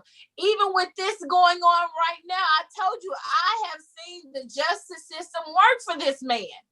Not for us, the victims. It's worked for Jeremy Joseph Christian. He gets free speech every time he goes and says something, but they look at us like we can't say anything in a courtroom. The doctors, all the people that they tried to produce to say, oh, this is why he did what he did. In reality, you're a lazy, trifling white man that thinks you're superior because you've been taught that. You've been groomed like that. Your dad's like that. His dad's like that, because that's how it works. This generational, systematic, white supremacist attitude is taught from generation to generation. He felt like it was his right to do what he did. And when I retaliated, he felt like he's the victim. Every time we go to court, he yells and say how he's the victim. Even when he got arrested 19 years ago for holding up a Korean store, he blamed the owner, said that he wasn't protecting his store good enough. Blame the owner, just like he's blaming all the other victims. Just like the president, every time you do something, you blame someone else. That's a systematic thing white people do all the time. They do wrong, blame other people. That's systematic. We need to break that. That doesn't belong here. That doesn't belong here. You can lie to my face, you can do what you want to, and it's okay. No, it doesn't belong, especially to me. You're not going to do it. We're not going to allow this. This has to stop. Demetria, I wanted to ask you, the same people that want to send a message to Ted Wheeler about your court, do you think it'd be okay for them to send that to the Department of Justice, to Ellen, as well as Tate Brown? Because as far as I understand politics, the governor's job is to keep us all safe. Right, and she knows me personally, because when we went to the when they had the care benefit and when they signed the Lionel Bruce hate crime law, she knows me. So yes, please and thank you. Yes, she knows exactly what, as a victim, she knows personally, because I've expressed to her all the things that I have endured just myself as a victim, and nothing has been done. No laws have been changed. Nothing has been changed about the victims advocate, how they handle victims. Nothing has been changed. They still handle us the same way, keep victimizing us. So yes, the system needs to be changed, and they don't help. I told you I tried to move out of the state. I tried to ask for assistance to even help pay bills, and they were like, we don't do that. What do you do? And then I asked them, well, how did you come up with the bill? And they said a senator's daughter was a crime victims person. And that's why they came up with the bill. And I said, so it had to take a senator's daughter, knowing that this happens to people all the time, for them to even pass a bill. And when they pass the bill, you still got to pay for it. I'm kind of confused. What just happened? So that's why I'm talking about going to everybody politically and protesting that they change these laws. They make it for the people. Like I said, have advocacies to go over these laws that they're trying to push, and with these little details that you don't even know about. So yes, get in touch with everybody political that you can. Please and thank you. Yes. I gotta say that when I bought a table at the CARE event so that we could go there, because I've been wanting to talk about anti-Blackness for a while, because it's just driving me crazy, because people don't mind being called POCs, because that means basically you're a nigga and the reparations we're asking for belong to you, in my opinion. And I don't think that is anything that anybody should want, because the atrocity that is connected with American slavery is disgusting and is sick. And our culture and our generation lives that every day. And it's humiliating to be called a POC. But I remember being at that dinner, and I remember how we were treated, how Black people, how me and the people that I came with, how we all felt, including our children. And then I also remember when Ellen and her staff guy that I knew, their chief of staff or whatever, when they got up and they talked about the call line and the work that they were doing and everything. And even the fact that the Bruces and that y'all were there as Black Lives Matter organizers, as communities that have been standing up against racial violence, as communities that work very hard to create the infrastructure for that call number, because that number that they put together is based off of a product I put together for my nephew years ago in 2011 that I thought was going to be a partnership with Oregon Partnership that used to do these calls for suicide and gun violence and all this other stuff, that we were going to build a gang line for kids to be able to have access to someone and get safe if they felt like their lives were in danger. So when I saw that and the new version of it, which me and Maria and a couple of people had put together in October of 2016 as a part of that introduction, I thought about how much of the work that we do as private citizens, that we concern ourselves with, our advocacy and what we share, not only on social media, but in different spaces and testimony, how much of it is utilized without our inclusion. Yes. How much of it is utilized and exploited for other communities to gain access to the interests of anti-racist legislation or the concern of educating communities of engagement. Funding usually goes to agencies that would be more responsive than us. I mean, I've looked at this from a scientific point of view, and it's racist in its own variable, right? How did you feel in that? Because anybody Black in that space, knowing that Larnell Bruce's foundation was being put together, that the murders that occurred that were, perpetrated towards harming these Black women, that we were pretty much a basis, not to say that other communities that are communities of color are not being harmed by white supremacists, but the fact is that activist community groups, not the national organizations and their franchises, organized community to bring that impact to the state, but we were not involved or included. And to hear about the disenfranchisement also of the victims, I'm just like, my mind is just, I'm tired. Like, we don't have to continue to do this work because everybody sees these variables happening around us. What are your thoughts? My thoughts when we were talking, when I went to the CARE benefit, they used my picture. I had no idea that they were even using my picture. I had no idea. I was invited at the last minute.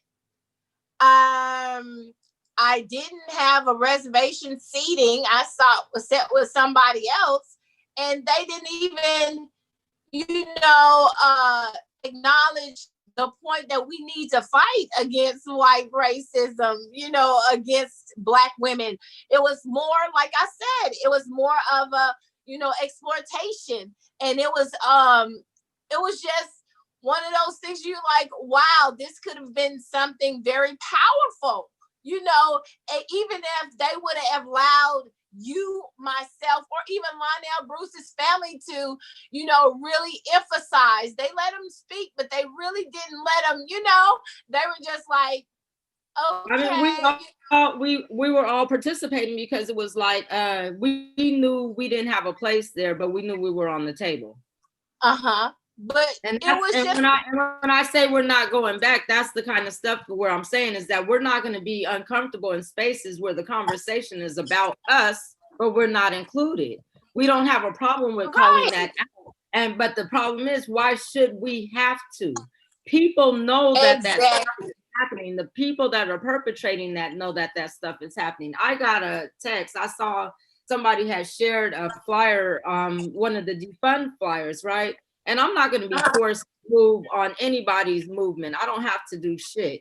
But I was tagged in a flyer, our organization was, and it basically said, I mean, it was shared to me, but it said, hey, these organizations have been standing up against anti-violence and da-da-da-da. And it was an organization that has been like anti-Black to me. And they had all the organizations, they had a part on there that said, give to these organizations. And they had them all tagged, and then they had our organization like written out so that they wouldn't have to tag. And I was like, that's what I'm talking about. That's what I mean. The muling of Black bodies for your own profit and benefits without even respecting us. Thinking that we owe you something because you don't respect us. That's as violent as white supremacy, and it is white supremacy. I saw a video of this guy in Florida with a chainsaw chasing some white children. Yes. His mind is telling him that and he's telling them, and he's saying, you guys are messing up your inheritance, you're messing up your future, you don't know, this is all a lie. Black lives don't matter. And he's a brown man.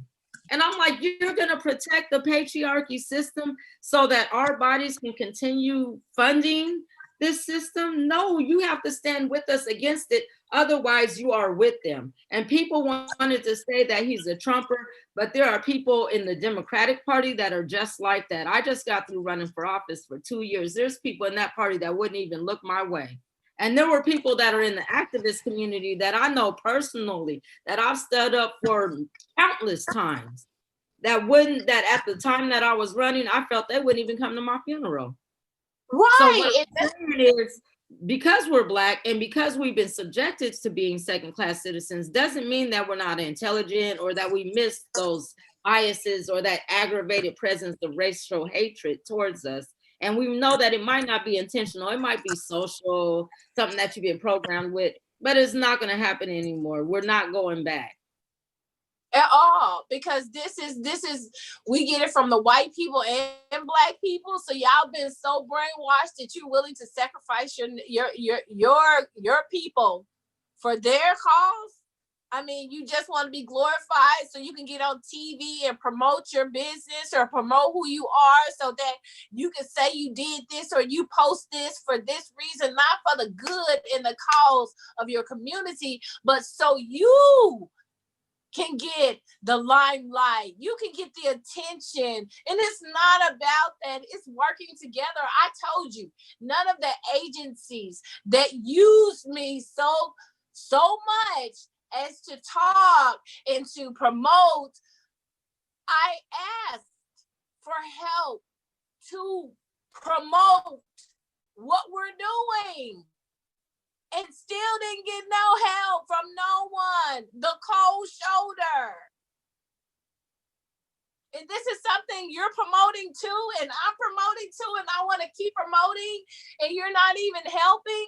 I want to move to Africa so I can promote even more and learn our heritage, share love through food, and you're telling me you can't help me? You're talking about just asking them to share your Cash App so that you can go to Africa, right? Yeah. And I'm not saying that because you were planning to go to Africa before this, because you were like, after this trial, I just need to go to Africa. And I was like, girl, we're going to get you out there. And then all this happened. So we weren't even able to do anything in that whole frame. But at the same time, you didn't stop saying that that's something you want to do. And what it was, we all had more time with you. So when everybody disappeared after the trial, I know that's referring to. And then I'm just saying, I know that's what you're referring to. So we can do better. We can do better. Jadena's at home, stuck in COVID world. We'll contact him. You can go to Nigeria, girl. I know that's right, because I'm ready. I'm ready to go to Ghana. I am so ready. It's so beautiful over there. Akon finna have That's his where my own. people from. Just see, I'm telling you, I'm gone. I am so gone. I just want to get back to us. I want to wake up in a country that love us and treat us good. I'm tired of waking up every day, have to self-medicate my happiness because I love SpongeBob, but I have to self-medicate my own self, my happiness. I shouldn't have to do that. We should wake up happy because we have a good life. We're making what we need to make. Our kids are not in danger. Our people are not in danger. We are living the life La Vida Loca. Don't you want that in your life? That's why we're trying to make a change right now so you can have that. And y'all come to Africa and visit. Come to Africa and visit this queen. This queen gonna be queen.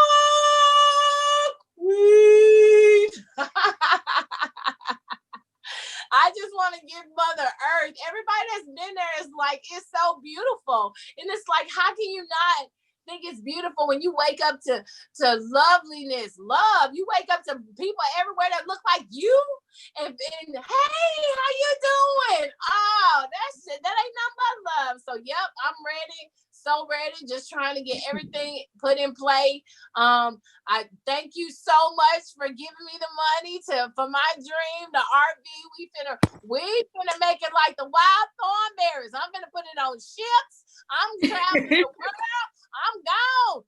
I wish we could have did more. I wish we could have did more. When that money started coming in, the only thing I thought about was court. Now we can do social justice. Now we can do some social justice. Now we can break some systems. Now we can get some freedom. So I was happy to be able to do that. We can break them chains, baby, because they've been on us too long, baby. We finna break these chains because that's what I said. So if you get money, huh? It was so disgusting, girl, when they tried to put it on Zoom. Girl, I almost threw up in my mouth. I was like, did y'all really try to the wham? Not on my watch. Not today. What? I mean, the Zoom, when they tried to put the Zoom, the sentencing on Zoom, that just was like, this ain't number confirmation that y'all with that shit. So y'all need to break this whole system down. You still ain't. After you done got on the TV, after you done said this mayor and all these political people, congresswomen and men, you done got up here and said all of this and you still with that shit? That's what I want to. So we only got a couple minutes left. Red, I want to ask you also, how did y'all feel about those initial conferences that came out?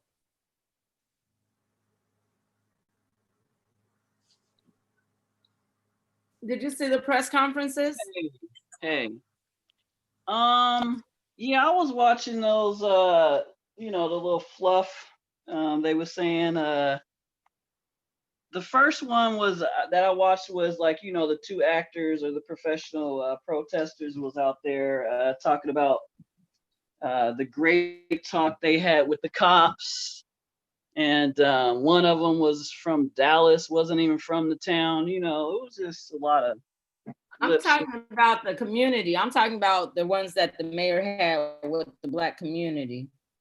Oh, that one, when he talked to the gatekeepers. I mean, he's the police commissioner. Right, he's the police commissioner and the mayor, and I mean, I felt like some of them said some good stuff, some good things about what is needed in the Black community, the disparities, of course. But I think he feels comfortable around these people. These people are the people that he feels comfortable around. And of course, as we know from history, He's not going to talk to no activists or community organizers or He was nobody. at the protest yesterday. I seen him on KTU or something with a little hoodie on. I was like, what is he doing with the hoodie on? Right. And he promised not to, use a tear gas. And what happened? They was tear gassed last night. Wow. And, hit with rubber bullets. So a snake is going to be a snake, as I said.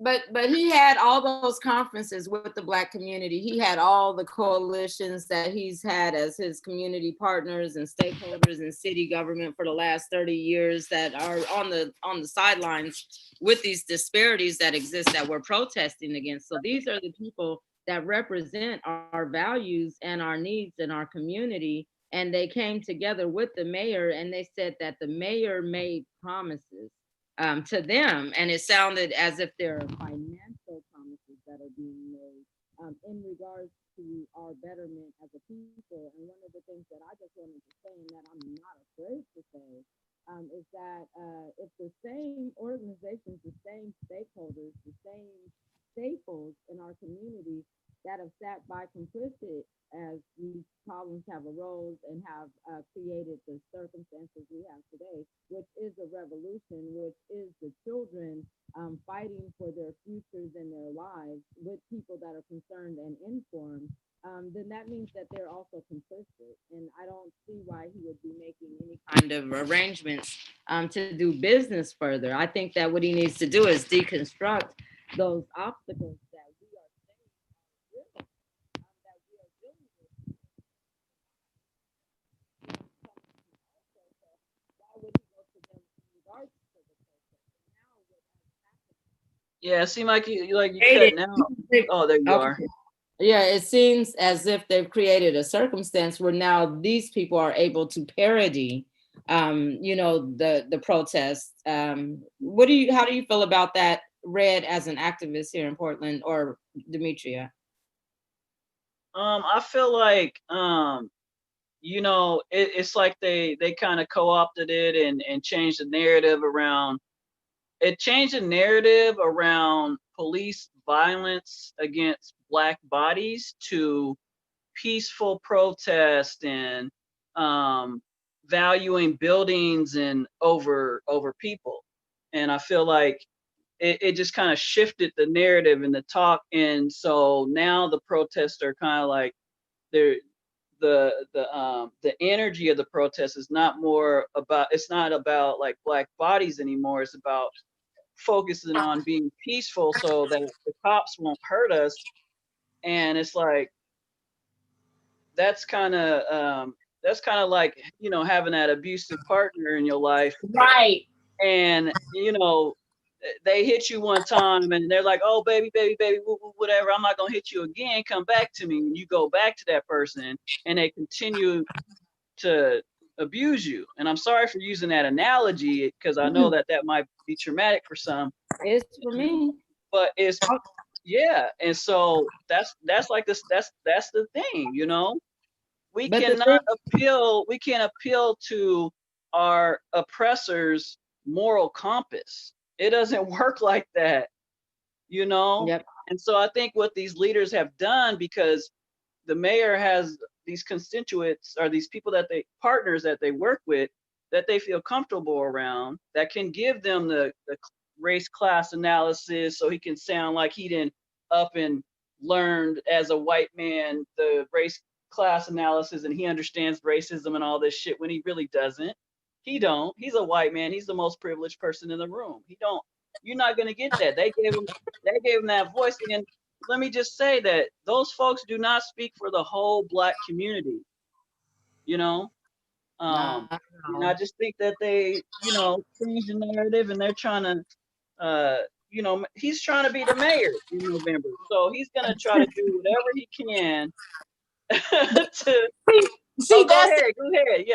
Go ahead. Okay. We're not going back. That's the thing. We're not going back. So what he wants and what everybody think they're going to get, that's not the same as what we're coming out of that. We're not going back. If they're not listening to people across the country, even those leaders, if they're not really paying attention to what's happening, they're not going to figure it out until it's too late for them. We not going back. Like the Democratic Party ain't got no niggas no more. Right. And I see, ain't no niggas no more. Yeah. We're That's not the fighting thing. for you.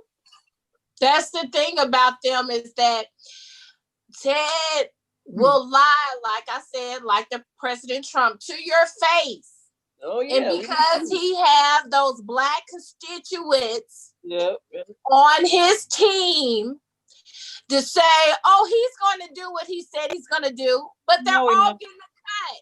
But they're Yeah. all getting a cut. They're all The taking first thing they said was he's making promises, and I hope he gives it. But that's the thing. Everybody knows he's making promises, and and he's our not gonna lives are worth more than that. And our lives are worth more than that. exactly. That's to the detriment of our safety. These people, after saying they weren't going to use this deadly chemical, doubled up on it. They attacked kids, and they know these are children from this community, this city. These are the people in Portland that you're harming.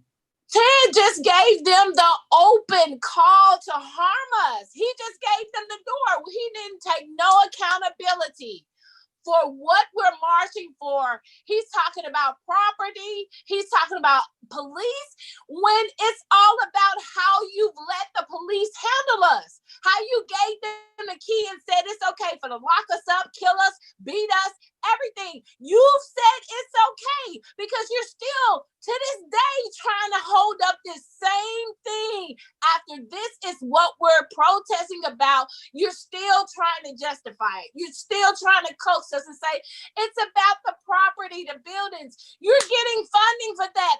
Fuck them fucking buildings. It's about the principality, and he knows that. It hasn't been any riots since the first night. It's only the police that is tear gassing the protesters.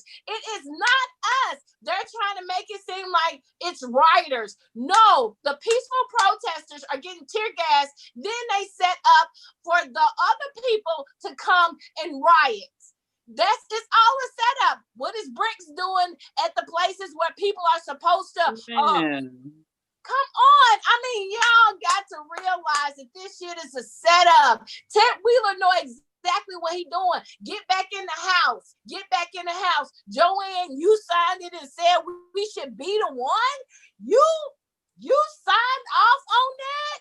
And you're supposed to be part of our community, and you're doing what's best for us. You're letting them tear gas our kids. You know Black people is out protesting, and you just gave them the okay to do what they want to us. You said, okay, go right ahead, and I'll get up and tell them and lie to them and tell them, oh, we're going to change, but you're never going to do it. You can't do that anymore. The cat's out the bag. You're a liar. Resign. Give it up. Give the ghost up. It's not you anymore. Your cronies and everybody that's on your side that's co-signing for you, give it up. Another seat is opening up on the city council. Another seat is opening up on the city council. Another seat is opening up on the city council. Another seat is opening up on the city council. Another seat is opening up on the city council. You want to use your privilege? Now is the time. Vote minority in office. Hello. And vote Joanne out. A minority that's of the community. We don't want anybody that's going to harm our community. Co-sign on the white people harming our community, our police harming our community. You giving your signature because you are getting a cut.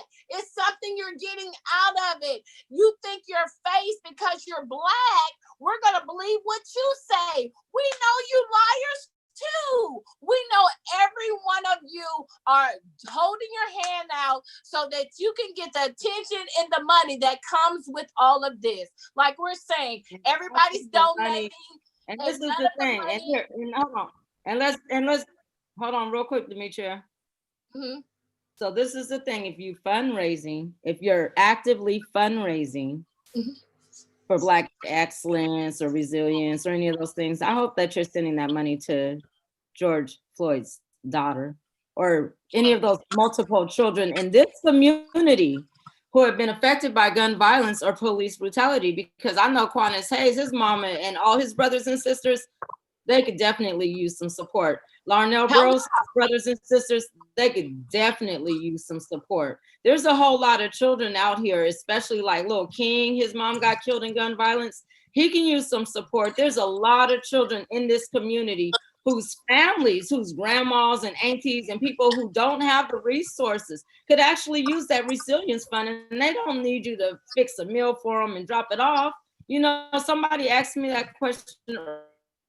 I would think if you're able to raise $400,000, that we're such a small part of the population, that's enough to give at least every Black person $500 stimulus check. I mean, come on, let's do that, okay? You want to help Black people? We don't need you to feed us. We need you to ensure that you reparate. And especially if you moved here and you know that you moved here to a community where the Black people been disenfranchised, and you've created a career off of promoting that Black disenfranchisement as a Black person, and then you don't give back to this Black community unless you feel how it might be appropriate, you make that decision. Nah. Because I've asked them. It's violent. That's what Black on Black crime looks like. Black on Black crime, yes. Gun violence. It's when Black people rob Black people's lives. And then don't even use the money for what's needed. Because I did ask them if they could help me in radio silence. Radio silence. Now you're pulling in as much as you're pulling in, and you're telling me that you can't help me to fight the cause that you're fighting for. You want to choose who you give the money to, prescriptions, this and that and that. But yet someone standing up for the cause, and you gave me radio silence. Every organization gave me radio silence, every single one. And you're just like, I cannot understand how you're using me, and you've used me to exploit whatever you're doing, but yet you cannot contribute to the right cause of changing this systematic system that we have, so that we all can be successful, achieve, know our history, know what's right, all of that. Protesters should tell the people that are raising money because George Floyd died to donate the money to the families of the people that are living without their loved ones. Right. The people that's been affected, their neighbors, the young lady who just, you could tell she's mentally broke down, who taked it. I mean, give her support, pay for her to go to therapy, pay for her to go to therapy. I'm telling you, this hurts us every day. It's mentally draining to get up and have to know you got to go into a world that hates you. We need to heal. We need to heal. We need time off to heal, relax, love ourselves over again. That's what we really need. You know, we need that, because dealing with this every day, plus the things you have going on emotionally, the scars you have that your parents left, the scars that you have that your grandparents left. I mean, all of this is a lot to weigh on your back and still have a smile on your face and ready for whatever brings your way when it's God on your side. And that's what it's about, having faith. And, you know, knowing that you have that strength in you. And even when you don't know where it's coming from, you just get this strength of power, because that night, I promise you, that strength and that viciousness came out like, not today, not today, not today. You know, fed up. We're not going back. We're not going back. And with that, and with saying that, we're going to come to a close. So contact the Urban League, NAACP, Apano, any of those other organizations, Unite, Oregon. Contact those organizations and ask them how much of the money that they're raising right now by tagging Don't Shoot PDX, how much of that money is actually going to the families that were affected by gun violence or police brutality here locally. We want to see that happen. If they don't have plans for it, ask them to make those plans in honor of George Floyd's death, or to go ahead and forward that money over to his daughter. Black power, y'all. Black power. Thank you. Thanks. Thank you.